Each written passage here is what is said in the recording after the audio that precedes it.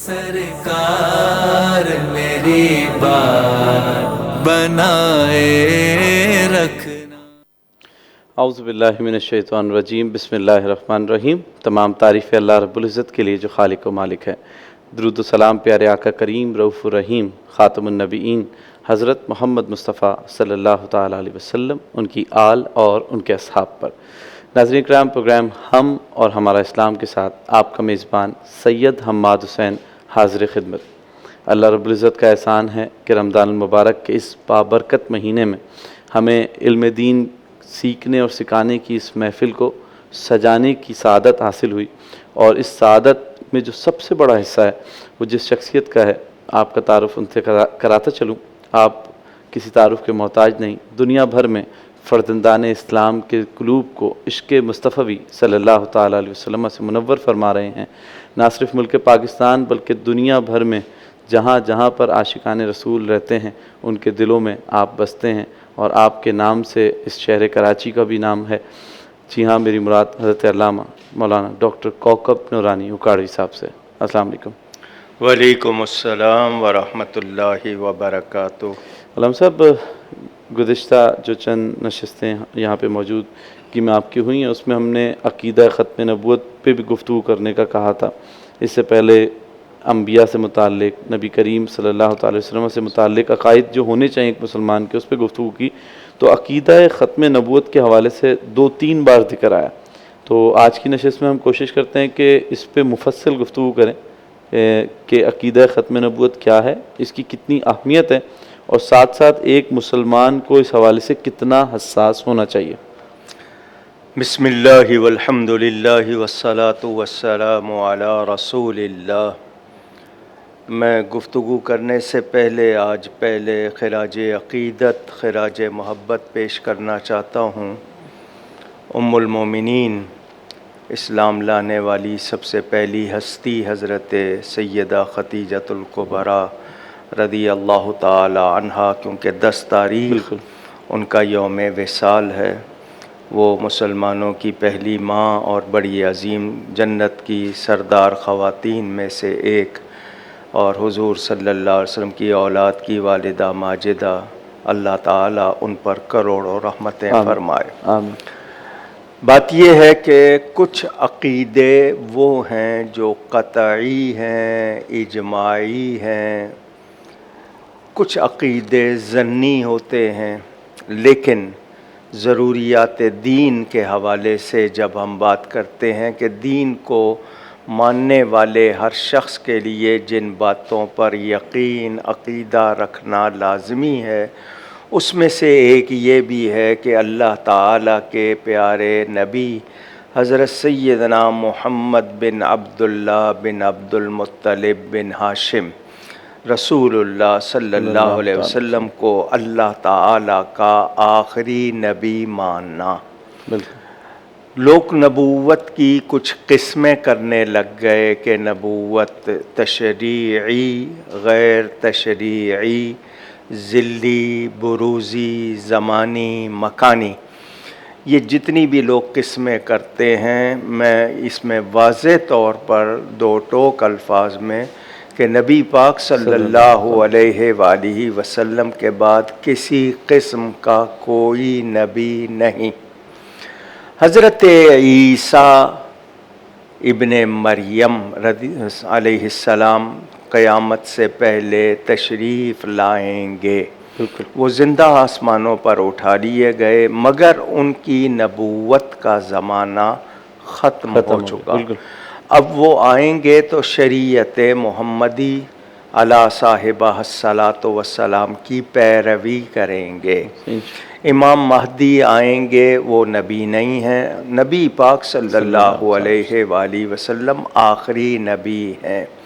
اور ہمارا یہ قطعی عقیدہ ہے کہ کوئی غیر نبی، یعنی جو شخص نبی نہیں، وہ نہ نبی کے برابر، جب برابر نہیں تو افضل ہونا تو دور کی بات ہے۔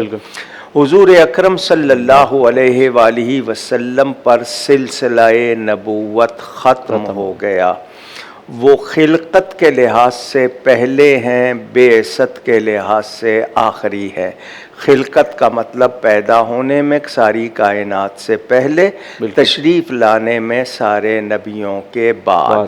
خود انہوں نے واضح الفاظ میں فرما دیا انا خاتم النبیین لا نبی بعدی، کہ میں آخری نبی ہوں، میرے بعد کوئی نبی نہیں۔ لفظ خاتم اور خاتم زبر اور زیر کا فرق کر کے بھی پڑھا جاتا ہے۔ خاتم ختم کرنے والا، خاتم مہر کو کہتے ہیں، تو مہر بھی آخر میں ہی لگتی ہے۔ تو نبی پاک صلی اللہ علیہ وسلم ہر طرح آخری نبی ہیں آپ کے ظاہری زمانے میں، اور آپ کے بعد کسی نبی کی کوئی گنجائش، کوئی تصور کیا بھی نہیں جا سکتا۔ تو یہ ایک قطعی اجماعی عقیدہ ہے، جو اس کا انکار کرے وہ دائرہ اسلام سے نکل جاتا ہے، وہ مسلمان نہیں رہتا۔ قرآن کریم کی متعدد آیتوں سے اور 200 سے زیادہ احادیث سے یہ بات واضح ہے، اس میں کوئی شک والی بات ہی نہیں ہے۔ اگر ہم دیکھیں تو قرآن کے شروع میں مسلمانوں کی 6 نشانیاں بیان کی گئی ہے سورہ بقرہ میں۔ الذین یؤمنون بالغیب والذین یقیمون الصلاۃ ومما رزقناہم ینفقون والذین یؤمنون بما انزل الیک وما انزل من قبلک، یعنی جو آپ کی طرف اترا اور جو آپ سے پہلے اترا، بعد کا کوئی ذکر نہیں ہے، تو یہ ذہن میں رہے۔ تو قرآن کریم کی یہ بھی، اور پھر یہ کہ واضح طور پر یہ آیت ہے ما کان محمد ابا احد من رجالکم ولکن رسول اللہ وخاتم النبیین، وہ نبیوں کے ختم کرنے والے۔ تو یہ وہ عقیدہ ہے جس میں کسی طرح بھی کوئی راہ نہیں نکالی جا سکتی، ہر مسلمان کو اس پر یقین رکھنا ضروری ہے۔ یعنی ہم یہ کہہ سکتے ہیں کہ سورج مغرب سے نکل آئے تو نکل آئے، لیکن یہ عقیدہ نہیں بدل سکتا، اس میں کوئی گنجائش نہیں۔ حضور صلی اللہ علیہ وسلم نے خود فرما دیا، واضح فرما دیا، قرآن نے گواہی دے دی، تو اس کے بعد کوئی شک رہ ہی نہیں جاتا۔ اب کوئی کہے کہ نہیں کسی کے ماتحت ہو کے، شریعت والا، بغیر شریعت والا، کسی طرح کتاب والا، بغیر کتاب، ہاں جی، وہ زمانی کے کسی زمانے کے لیے، مکان کے لیے کوئی گنجائش نہیں۔ زمانی و مکانی مطلب اس زمانے کے لیے یا اس علاقے کے لیے؟ یعنی کو ہوتا ہے نا کہ زمانے کے حوالے سے، کوئی کسی خاص علاقے مکان کے حوالے سے، اس کی بھی گنجائش نہیں۔ وہ اپنے آپ کو جو ہے کہتے کہ میں اس زمانے کا میں ہوں۔ جی میں نے کہا نا، حضور نے اس بات کی خود نشاندہی فرما دی کہ میرے بعد 30 دجال اور کذاب ہوں گے۔ دجل سے دجال بنا دھوکہ دینے والا، کذاب بہت جھوٹے کو کہتے ہیں، وہ سب یہی سمجھیں گے کہ وہ نبی ہیں، لیکن میں آخری نبی ہوں۔ حضرت عمر فاروق رضی اللہ تعالیٰ عنہ کے لیے کہا کہ میرے بعد کوئی نبی ہونا ہوتا، لو کان بعدی نبی لکان عمر، کہ میرے بعد کوئی نبی ہونا ہوتا تو عمر نبی ہوتے، لیکن میں آخری نبی ہوں۔ حضرت مولا کائنات حضرت علی کے لیے فرمایا کہ تم میرے لیے ایسے ہی ہو جیسے موسیٰ علیہ السلام کے لیے ہارون، مگر فرق یہ ہے کہ میرے بعد کوئی نبی نہیں ہے۔ تو یہ ذہن میں رہے، کوئی گنجائش نہیں ہے۔ بالکل۔ رام صاحب ایک بریک کی جانب چلتے ہیں، بریک کے بعد آ کے یہ بھی ذکر کریں گے کہ اگر کوئی شخص اس چیز کا دعویٰ کرتا ہے کہ میں نبی ہوں، اور اس کے دعوے کے اوپر دلیل لینے والا کیسا، یا اس کی بات سننے والے کے لیے کیا حکم ہے مسلمانوں کے لیے۔ ناظرین کرام بریک کی جانب چلتے ہیں، بریک کے بعد اسی موضوع پر گفتگو کریں گے۔ عقیدہ ختم نبوت کے حوالے سے گفتگو ہو رہی ہے، بریک کے بعد دوبارہ حاضر ہوتے ہیں۔ سرکار میری بات بنائے رکھ، سرکار میری بات بنائے رکھنا۔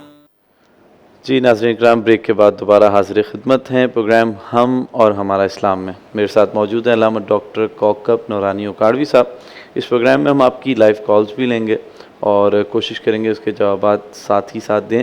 آج کا موضوع ہے عقیدہ ختم نبوت کے حوالے سے، اور کوشش کریں گے جو نئی جہتیں اس میں شامل ہوتی جا رہی ہیں، مطلب سوشل میڈیا کے دور میں، اور یہ جو ایڈوانسمنٹ آئی ہیں، تو طرح طرح سے عقیدہ ختم نبوت کے حوالے سے حملے ہوتے رہتے ہیں، تو ایک مسلمان کے لیے اس عقیدے کو سمجھنا اور اس کی حفاظت کرنا کتنا ضروری ہے۔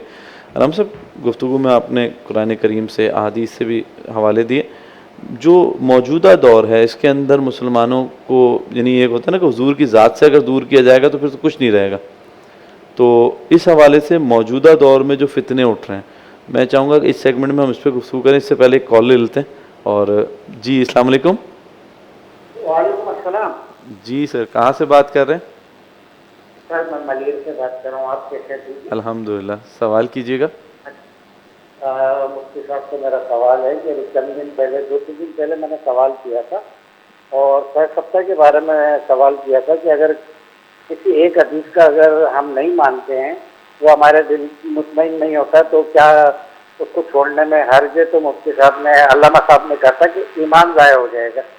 اب میں یوٹیوب کے اوپر اکثر اسلامی چینل وغیرہ پروگرام دیکھتا رہتا ہوں، تو میں نے کچھ احادیث ایسی سنی ہیں دیوبند اہل حدیث اور دوسرے مکاتب سے، تو اس میں حضور علیہ صلاۃ والسلام کے والدین کو جو ہے انہوں نے یہ، بلکہ حدیث ہی بتاؤں نا، علامہ نے بھی سنی ہوگی کہ حضور علیہ السلام کے پاس ایک شخص آیا، وہ رو رہا تھا، تو اس نے پوچھا یا رسول اللہ میرے ماں باپ، تو کہا کہ جہنم میں، تو سرکار علیہ السلام بھی رونے لگے، تو یا رسول اللہ آپ کیوں رو رہے ہیں؟ تو سرکار نے فرمایا کہ میرے بھی وہیں ہیں۔ پھر وہ جو مکی صاحب ہیں کون ہے سعودیہ میں، ان سے میں نے سنا، انہوں نے کہا کہ حضور علیہ السلام کو اللہ تعالیٰ نے اجازت تو دی کہ آپ کی والدہ کی قبر پہ جانے کے لیے، لیکن مغفرت کی دعا کے لیے منع کیا تھا۔ پھر انہوں نے مکی صاحب نے کہا امام اعظم ابو حنیفہ نے سکوت فرمایا کہ اس بارے میں آپ کچھ نہ کہو، کیونکہ حضرت عیسیٰ علیہ السلام کے بعد کوئی نبی نہیں آیا، ہو سکتا ہے کہ وہ ایمان والے ہو۔ اب اگر ایک میری پریشانی دور کر دیں کہ حضور علیہ السلام کے والدین کی حدیث سے جب بات آتی ہے تو ہم اہل سنت میں خود بریلوی قادری سلسلے سے ہوں، ہم یہ کہتے ہیں کہ نہیں یار یہ حدیث صحیح نہیں ہے، حضور علیہ السلام کے والدین جو ہے نا جنتی ہیں، لیکن جب جناب ابو طالب کے لیے حدیث آتی ہے تو ہم کہتے ہیں کہ نہیں یہ حدیث صحیح ہے۔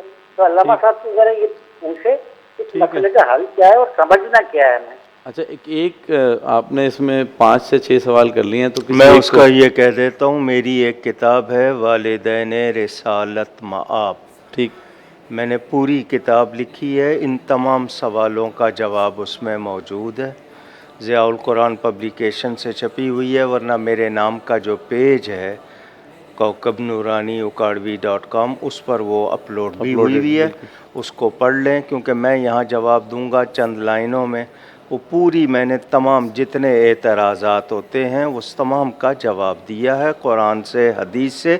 اور یہ جو انہوں نے حدیث پیش کی ہے یہ صحیح پیش نہیں کی ہے کہ حضور خود بھی رونے لگے، ایسی کوئی بات نہیں ہے۔ جو وہ کہا ہے تو اس کا بھی، اس حدیث کا اصل حوالہ بھی میں نے دیا ہے، اصل الفاظ بھی لکھے ہیں، تو وہ کتاب پڑھ لیں، انشاءاللہ ان کی تسلی ہو جائے گی۔ باقی ان کی یہ بات کہ حدیث کو، جو صحیح حدیث کو نہ مانیں، حدیث کا صحیح ہونا، سوشل میڈیا پہ بہت سے لوگ بہت قسم کی حدیثیں چلا رہے ہیں کہ جس نے رمضان کے چاند کی خبر دی اس کو جنت کی بشارت، اس طرح کی باتیں بھی چل رہی ہیں۔ تو جو صحیح حدیث ہے اس کا انکار نہیں کریں گے، اس کو اگر نہیں بھی سمجھ آ رہی ہے سمجھنے کی کوشش ہوگی، لیکن جو صحیح حدیث ہے ہم اس کا انکار نہیں کریں گے۔ باقی والدین رسالت مآب کے بارے میں، جناب ابو طالب کے بارے میں نے پوری تفصیل اس کتاب میں لکھ دی ہے۔ ٹھیک۔ اچھا علامہ صاحب، جو مختلف جہتوں سے حملے ہو رہے ہیں، آپ سوشل میڈیا پہ تو روز کے حساب سے یہ معاملہ ہے، اور جو ہمارے اکابرین اسلاف نے یہ پہلے ہی نشاندہی کی تھی کہ حضور علیہ السلام کی ذات کو ہی نشانہ بنایا جائے گا تاکہ جو ہے لوگوں میں تقسیم پیدا کی جائے، مسلمانوں کو توڑا جائے۔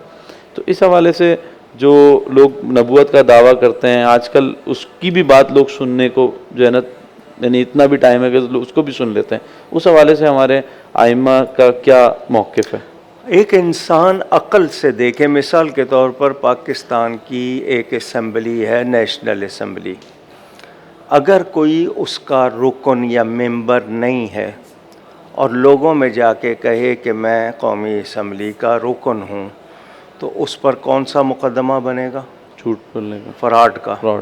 ٹھیک ہے، کیونکہ وہ اسمبلی کی طرف سے نہیں ہے، اس نے خود اپنے آپ کو ڈکلیئر کر دیا ہے، تو آپ اس پر تو فراڈ کا لگائیں گے، تو جس کو اللہ نے نبی نہیں بنایا اور وہ کہے میں نبی ہوں، تو اس کو فراڈ کہنے میں آپ کو کیا دشواری ہے؟ آپ اس کے بارے میں کیوں شک کرتے ہیں؟ نمبر 1۔ نمبر 2 یہ کہ جان لیا جائے کہ یہ جہاد جو تھا مسلمانوں میں، جہاد فی سبیل اللہ، اس کو وہ چاہتے تھے منسوخ کرنا، کینسل کرنا، اس کے لیے وحی کی ضرورت تھی۔ تو وہی نبوت کا سلسلہ ختم ہو گیا تو انہوں نے کریٹ کیا، یہ پوری تاریخ موجود ہے کہ کیوں یہ کیا۔ اب آپ ان باتوں کو تو چھوڑیے، حضرت صدیق اکبر نے مسیلمہ کذاب سے جہاد کیوں کیا تھا؟ نبوت کے دعوے کے اوپر۔ صرف اسی بات پر، تو کیا ان لوگوں کو علم نہیں تھا؟ تو سب صحابہ موجود تھے، تو انہوں نے اس بات کے لیے باقاعدہ جہاد کیا اور اس شخص کو پوری طرح اس سے مقابلہ کر کے اس کو قتل کیا کہ اس کی کوئی گنجائش ہی نہیں۔ اور ہم امام اعظم ابو حنیفہ سیدنا نعمان بن ثابت رضی اللہ تعالی عنہ کا حوالہ دیں، ان کے زمانے میں ایک شخص نے نبوت کا دعویٰ کر دیا تو کچھ لوگوں نے کہا کہ چلو اس سے معجزہ یا دلیل مانگتے ہیں، تو آپ نے فرمایا چونکہ بات ناممکن ہے تو ناممکن کی دلیل مانگو گے تو جو دلیل مانگیں گے وہ بھی دائرہ اسلام سے نکل جائیں گے، کیونکہ یہ چیز پاسبل ہی نہیں ہے، سوچی ہی نہیں جا سکتی۔ تو غیروں کی سازش ہے۔ آپ نے جس طرح جملہ کہا کہ نبی سے ایک خاص تعلق مسلمان کا، اس تعلق کو کمزور کیا جائے، اس کے لیے انہوں نے 2 چیزیں نکالی کہ نبی کو عام آدمی کی طرح بیان کیا جائے کہ ان کی کوئی خاصیت نہیں ہوتی، بس وہی پہنچانی تھی اور ختم ہو گئی۔ تو اس کے بعد یہ کہ عقیدت محبت نہیں رہے گی، جب وہ نہیں رہے گی عمل کا جذبہ نہیں رہے گا۔ تو یہ چیز ایک سازش باقاعدہ پلان کیا گیا اور اس پر وہ مسلسل کام ہو رہا ہے۔ آج کل آپ جانتے ہیں ہائیبریڈ وار، شوشہ چھوڑ دیا جائے تاکہ لوگوں کو اس میں الجھا دیا جائے اور اصل راہ سے ہٹا دیا جائے، تو وہ یہ اس طرح کر رہے ہیں۔ تو انہوں نے یہی کوشش کی ہے کہ اب کبھی ان سے منسوب کر کے خاکے بنا دینا، کبھی ان کے نام سے غلط باتیں کر دینا۔ تو یہ لبرلز کہلانے والے یا الہاد یا متجددین جو نئی نئی باتیں کر رہے ہیں، وہ یہ ثابت کرنا چاہ رہے ہیں کہ 1400 برس میں کسی کو اسلام سمجھ میں نہیں آیا، ان کو سمجھ آیا ہے، تو ان کی جو تشریحات ہیں ان کو سنا جائے۔ جبکہ ہماری یہ بات ہے کہ ہم اپنے اسلاف سے پوری طرح وابستہ ہیں، ہم قرآن حدیث سے ہٹ کر نہ کوئی بات قبول کر سکتے ہیں نہ مان سکتے ہیں، تو یہ بنیاد ہے۔ اب کوئی بھی شخص اٹھ کے نماز کا کوئی نیا مفہوم بیان کرے گا تو کیا مان لیا جائے گا؟ اب ارکان اسلام ہیں، ہماری جو ضروریات دین ہیں، قطعی عقیدے ہیں، ان پر شک ڈالنا اور علماء سے رابطہ کمزور کرنا کہ علماء پر اعتماد نہ رہے، بنام علماء کے نام پر ایسے لوگوں کو نمایاں کرنا کہ وہ نئی نئی باتیں کریں، تو لوگوں نے تو دین سیکھا نہیں ہوا، وہ فوراً ان کے کہنے میں آ جاتے ہیں اور پھر بعد میں اپنا ایمان ضائع کر بیٹھتے ہیں۔ تو یہ ایک سازش ہے۔ جیسے ابھی ان کے کیس میں بھی ہے کہ ایک بندے سے سنی، اس نے دوسرے کو سنا دی، دونوں نے تحقیق نہیں کری اور دونوں اس کے پیچھے چل پڑے۔ جی، تو یہی عمل جاری ہے، کیونکہ جو علماء کے نام پہ سوشل میڈیا پہ ہو رہا ہے، کیونکہ سوشل میڈیا اس وقت دنیا بھر میں لوگ دیکھ رہے ہیں۔ نبی کی حیثیت ایک بہت ہی اہم ہے اسلام میں نا، اور نبی علیہ السلام کے مقابل اگر کسی کو کھڑا کیا جائے گا، جیسے لاسٹ پروگرام میں آپ نے اوتار کے حوالے سے ذکر کیا، یہ بھی آج کل بہت چل رہا ہے ہمارے بر صغیر کے دوسرے ممالک میں۔ یہ سب اصل مسئلہ یہ ہے کہ ہمارے نصاب میں سلیبس میں بھی ایمانیات نہیں پڑھائے جاتے، بنیادی عقائد نہیں سکھائے جاتے، سمجھائے نہیں جاتے، تو لوگوں کو جب معلوم نہیں، تو دیکھیں زمین موجود ہے، صاف ہے، اس میں بیج ڈالیں گے فصل لگ جائے گی، وہ یہی کام کر رہے ہیں اور یہ ہماری کمزوری سے فائدہ اٹھا رہے ہیں۔ ہمارے ہاں دوسری کمزوری یہ ہے کہ مثلا دین کے پروگرام ہیں، وہ کچھ اس انداز سے پیش کیے جاتے ہیں کہ لوگ کہیں گے یہ ڈرائیں گے، یہ ہمیں بالکل کہیں گے کہ عذاب آئے گا، قبر میں یہ ہوگا اور وہ ہوگا، تو وہ حالانکہ بات سمجھانی ہے، ہم نے اللہ سے پیار کروانا ہے، لوگوں کو دور نہیں کرنا ہے، دین کے اندر لانا ہے، دین سے نکالنا نہیں ہے، تو ضروری ہے کہ سمجھایا جائے پہلے اچھی طرح ان کو بات، تو وہ نہ ہمارے بچوں نے سیکھی، نہ خواتین نے سیکھی. درس کے نام پر لوگوں نے اپنے ایجنٹ چھوڑے ہوئے ہیں. وہ ایسی باتیں کرتے ہیں کہ وہ انہوں نے پہلے کبھی سنی نہیں کسی سے کچھ، اور اسی کو قبول کر لیا اور ایمان سے ہاتھ دھو بیٹھے.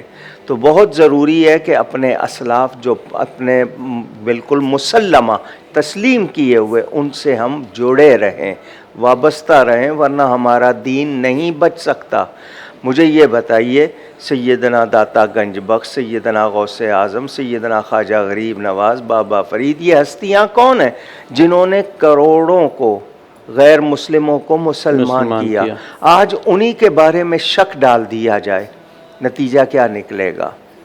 یعنی انہی ہستیوں کو ہم متنازع، کنٹروورشل، ڈسپیوٹیڈ بنا دیں گے تو پھر اعتماد کہاں رہ جائے گا؟ تو واضح رہے جو عقائد ہیں قطعی، ان کے بارے میں تو عام آدمی کو جب تک معلومات ہی نہ ہو بات ہی نہیں کرنی چاہیے. اب وہ بات اس سے کرتے ہیں جو ان کو الجھاتا ہے. الجھنے والا پھر اپنے آپ کو سنبھال نہیں پاتا، کیونکہ وہ ایک شخص سے اگر سن رہا ہے اسی کا ہو جاتا ہے، حالانکہ تحقیق کا میدان کھلا ہے.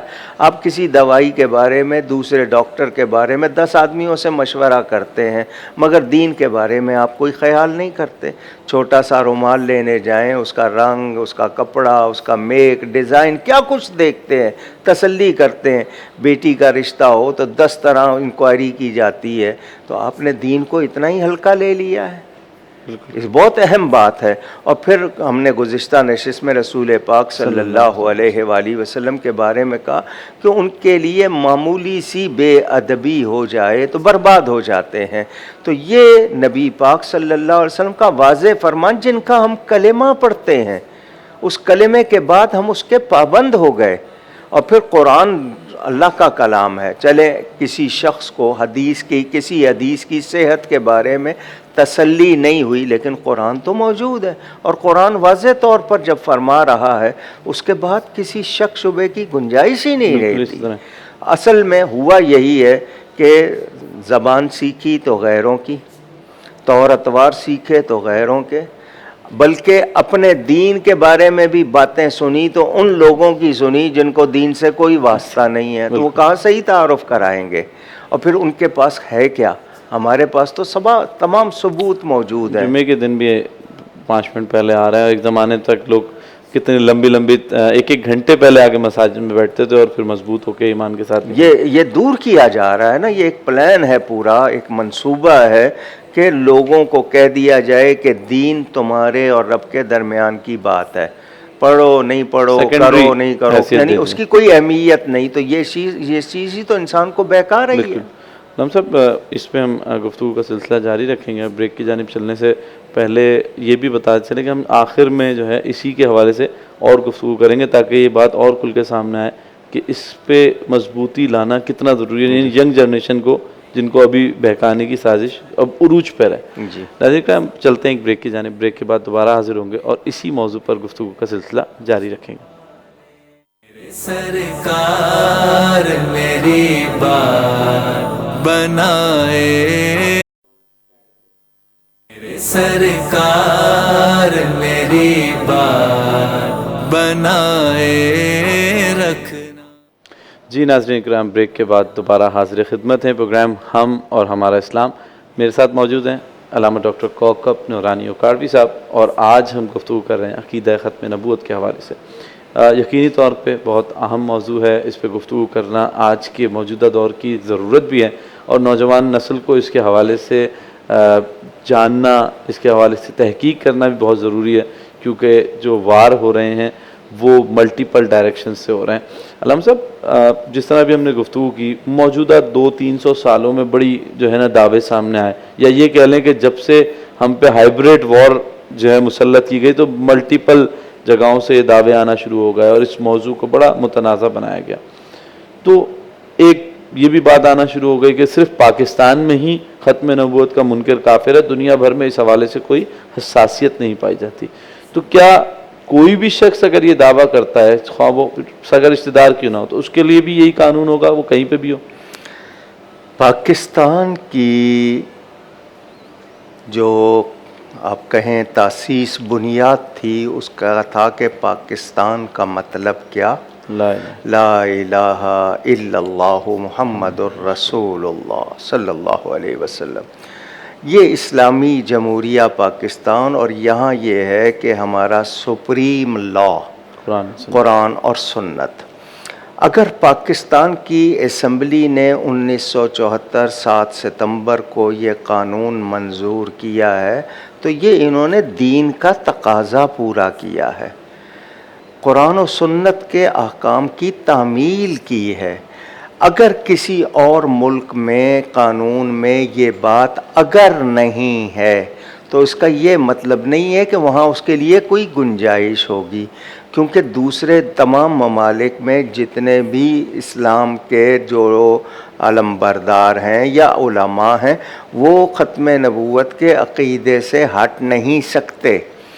اگر وہاں کے آئین میں یا قانون میں یہ بات ملکی طور پر نہ ہو لیکن دینی اور ایمانی طور پر یہ ہر جگہ ہے، وہ کسے باشد جب ہم کہتے ہیں کوئی بھی ہو، اگر وہ رشتہ دار ہے، وہ کسی جماعت کا سربراہ ہے، وہ کسی ادارے کا سربراہ ہے، وہ کسی کمیونٹی میں خاص مقام رکھتا ہے، کوئی ہو، رسول اللہ صلی اللہ علیہ وسلم کے بعد نبوت کا کوئی تصور کسی کے لیے سوچا بھی نہیں جا سکتا.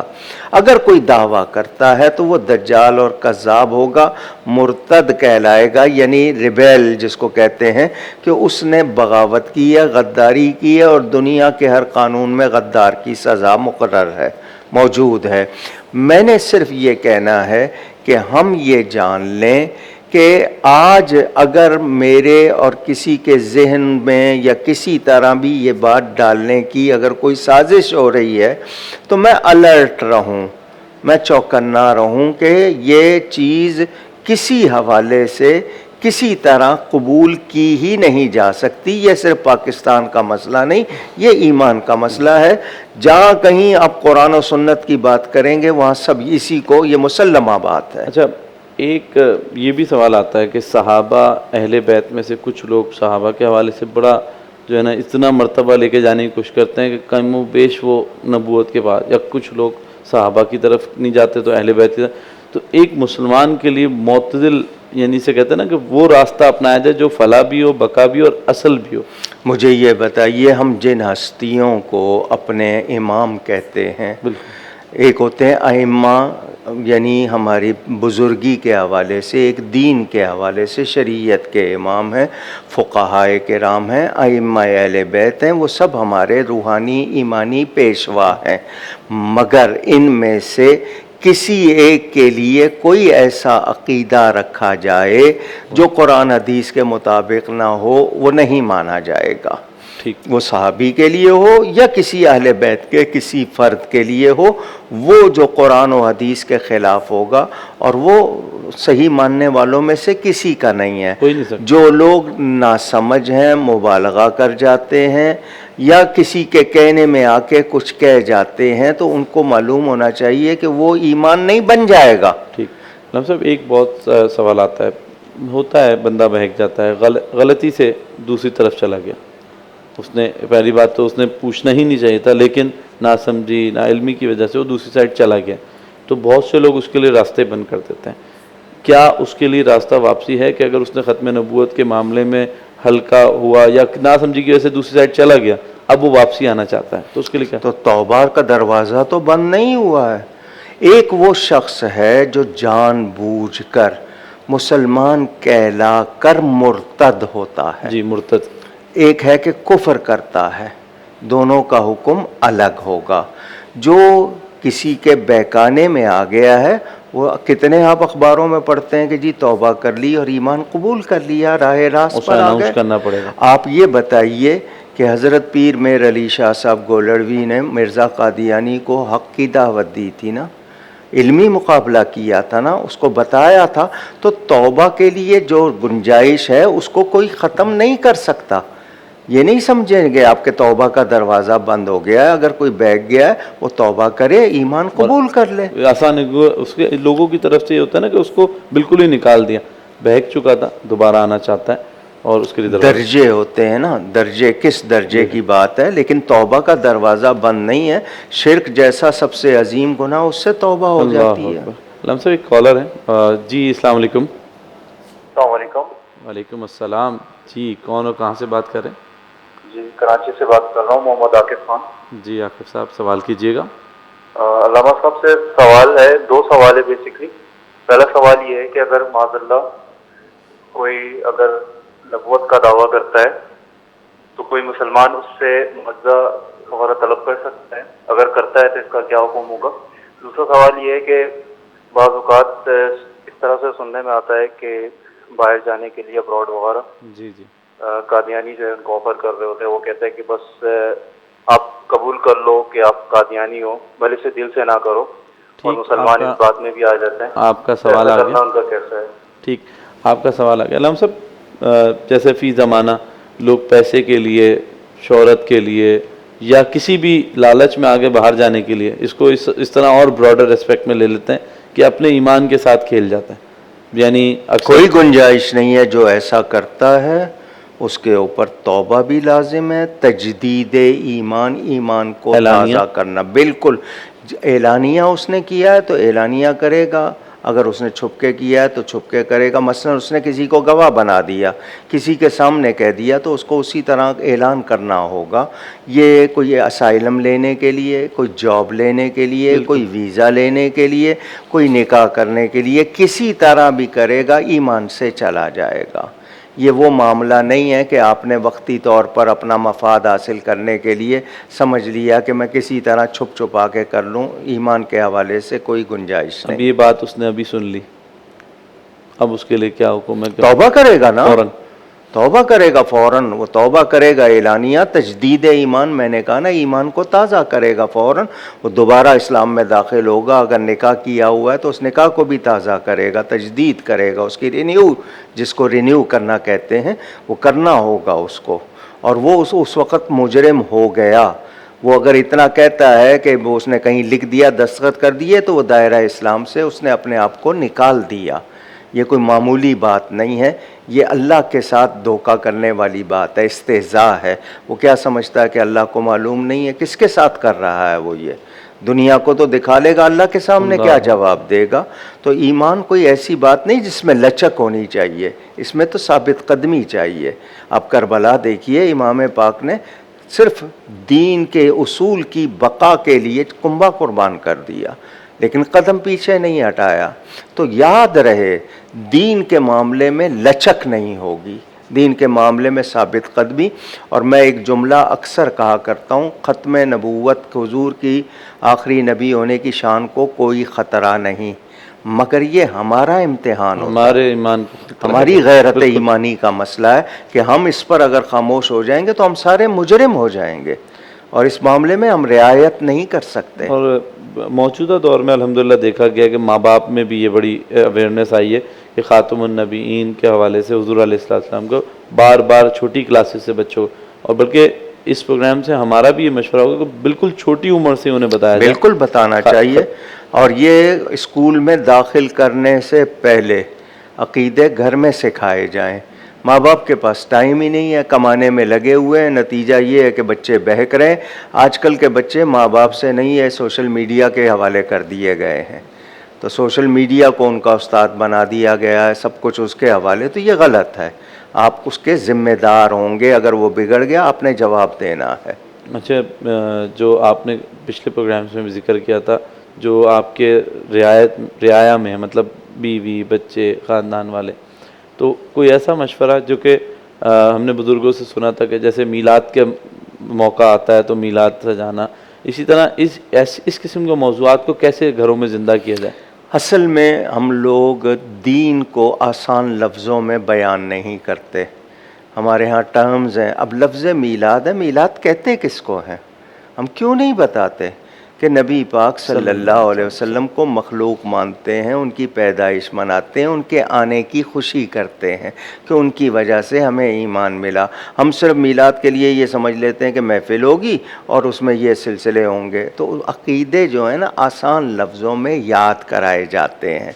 آج کل آپ دیکھ رہے ہیں دوسرے جو غیر ہیں وہ کہانیوں کی صورت میں بچوں کو دے رہے ہیں، پوئمز بنا کے دے رہے ہیں، ان میں کارٹون میں وہ پتہ نہیں کیا کیا مشنری اپنے کام کر رہے ہیں.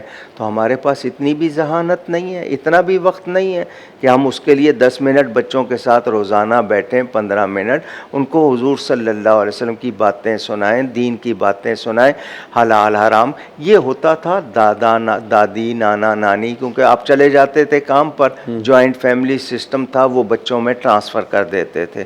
اب ٹائم ہی نہیں ہے اور جوائنٹ فیملی سسٹم کا ہم نے کانسیپٹ ہی ختم کر دیا ہے، الگ رہنا ہے، سپریٹ رہنا ہے. تو یہ کمزوریاں ہماری ہیں. لیکن ایمان کے معاملے میں اگر ہم نے کوئی کمزوری دکھائی تو ہماری عاقبت بگڑے گی. دنیا کے 4 دن تو گزر جائیں گے لیکن آگے پھر مشکلات ہو جائیں گی. تو اس کے لیے ہمیں اس کو اہمیت دینا ہوگی، اور اس کے لیے بہت ہی، آپ بچے کو دیکھتے ہیں اس کی فرمائشیں پوری کرتے ہیں، آپ اسے کہہ دیں گے ٹھیک ہے میں تمہیں 2 باتیں یاد کرا رہا ہوں، پہلے یہ یاد کرو پھر آئس کریم کھلاؤں گا. آپ اس طرح بھی تو کر سکتے ہیں. بہت طریقے ہوتے ہیں. آپ ان کو اور کتنی چیزیں اپنے بارے میں بتاتے ہیں، سکھاتے ہیں. تو یہ کیوں نہیں سکھاتے؟ ہو سکتا ہے خود بھی نہ سیکھی ہوں. تو ہم تو چاہتے ہیں کہ ہماری مسجدیں اسمبلی بنے، وہاں پر روزانہ ہر نماز کے بعد یا صبح و شام 2 وقت میں 10 منٹ کی ایسی بات ہم خود پوچھیں تاکہ ہم سیکھ کے جا کے گھر والوں کو سکھائیں. اب ہم نے یہ رستہ ہی بند کر دیے ہیں. ہم 6 گھنٹے کے میچ دیکھ لیں گے لیکن 10 منٹ کی بات نہیں. ابھی آپ کہہ رہے تھے کہ جمعے میں عربی خطبے میں جانا ہے تاکہ پتہ ہی نہ چلے کہ وہ کہہ کیا رہے ہیں. تو پھر کیا ہو گیا؟ ایک رمضان میں ہم مسلمان ہوں گے یا جمعے کے دن صرف ہم نے نماز کے لیے کپڑے پہننے، باقی وقت میں ہم مسلمان نہیں ہیں کیا؟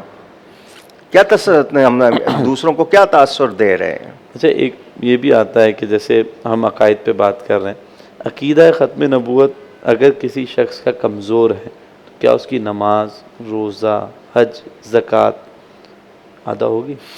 اس صورت میں کہ اس کو معلوم نہیں ہے تو اس کو چاہیے کہ سیکھے. کسی کو پتہ لگ جائے کہ اس کا کمزور ہے تو اس کو سکھائے، ٹھیک، کیونکہ ہمیں یہی ہے کہ ہم لوگوں کو فائدہ پہنچائیں. لیکن وہ خود بھی تسلی نہیں کرتا اور شک میں رہتا ہے تو اس کا ایمان ہی نہیں ہے. کیا مطلب ہے؟ اس کو کس بات پہ تو ہے لیکن مسلم نہیں ہے. نہیں، کیوں نہیں ہے؟ اسلام کے بغیر مسلمان اور مسلمان کے بغیر اسلام، یہ باتیں ہونے لگ گئی ہیں اب کہ جی اب دیکھیں تو ہماری یہ کمزوری ہم خود قابو پائیں گے تو حل ہوگی. مجھے نہیں سمجھ آتی کہ میں گورنمنٹ کے رولز، فیکٹری کے رولز، ٹریفک کے رولز، ان سب کو تو سیکھ لینا چاہتا ہوں.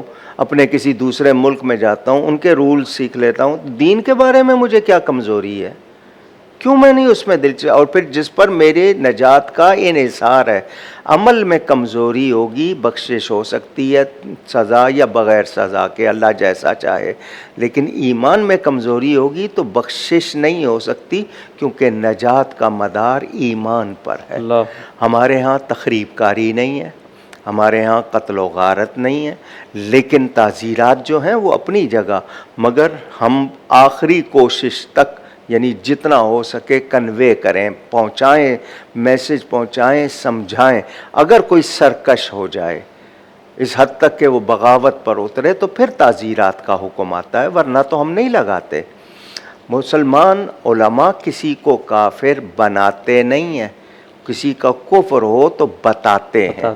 ٹھیک، فرق ہے. لوگ کہتے ہیں جی ایک دوسرے کو کافر بنا رہے ہیں، اس نے کفر کیا، بتاتے ہیں، بناتے نہیں ہیں، اور سمجھاتے ہیں کہ وہ توبہ کر لے. ابھی آخری منٹ ہے، میں ایک اور بات، جیسے ابھی آپ نے کہا تعزیرات کا جو ہے نا اس پہ عمل درآمد اسی صورت میں ہوگا جب وہ اعلانیہ طور پہ اب کھل کے سامنے آ جائے. لازمی بات ہے، جب قانون لگے گا، اور شریعت ظاہر کے لیے ہوتی ہے. وہ دل میں کچھ رکھتا ہے تو فتویٰ نہیں لگے گا، جب ظاہر کرے گا تو فتویٰ لگے گا. شریعت ہوتی ہی ظاہر کی. نحن نحکم بظواہرکم، ہم تمہارے ظاہر پہ. آپ مثال کے طور پر دل میں کچھ کہتے رہیں تو آپ پر حکم نہیں ہے، لیکن جب آپ زبان سے کہہ دیں گے تو اس کا حکم گواہ بنا لیں گے لوگوں کو، تو پھر تو خود بھی کہہ دیں گے تو وہ مرتکب تو ہو جائیں گے. لیکن ایمان کے بارے میں شک نہیں ہوتا. ایمان کے بارے میں، ایمان کہتے ہی یقین کامل کو ہیں. تو یہ یقین ہونا چاہیے اس بارے میں، کوئی ذرا سی بھی لچک یا کسی قسم کی کوئی فلیکسیبلٹی نہیں ہونی چاہیے. بالکل. علامہ صاحب، آخری چند کلمات. بس یہی کہوں گا کہ میں اور آپ دنیا میں عارضی ہیں. یہ یہاں کہتے ہیں نا دنیا میں اس طرح رہو جیسے مسافر رہتا ہے. ہم یہاں پر اتنا دل لگا چکے کہ اب ہم آخرت کو بھولتے جا رہے ہیں. اس کی وجہ سے ہمارے کردار پہ خرابیاں آ رہی ہیں, ہمارے مزاج بگڑ رہے ہیں, ہم لوگ دین سے دور ہو رہے ہیں. تو میں اللہ تعالیٰ سے جتنا پیار کروں گا, اس کا جتنا شکر کروں گا, اس کے بارے میں جو اس کے احکام ہیں ان کا پابند رہوں گا تو ہی کامیاب ہوں گا. اور اس کی ایک ہی صورت ہے کہ نبی پاک صلی اللہ علیہ وسلم کے وفادار ہو جائیں.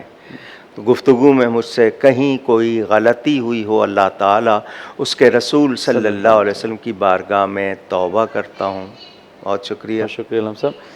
ناظرین کرام, آج کے پروگرام میں ہم نے کوشش کی کہ عقیدہ ختم نبوت کے حوالے سے گفتگو کریں, اور آئندہ آنے والی نشستوں میں بھی کوشش یہی رہے گی کہ مختلف موضوعات پہ گفتگو کر کے آپ کے سامنے اور ان موضوعات پہ گفتگو کریں جو آپ جاننا چاہتے ہیں. تو اگلی نشست تک کے لیے اپنے میزبان سید حماد حسین کو اجازت دیجیے. السلام علیکم. سرکار میری بات بنائے رکھ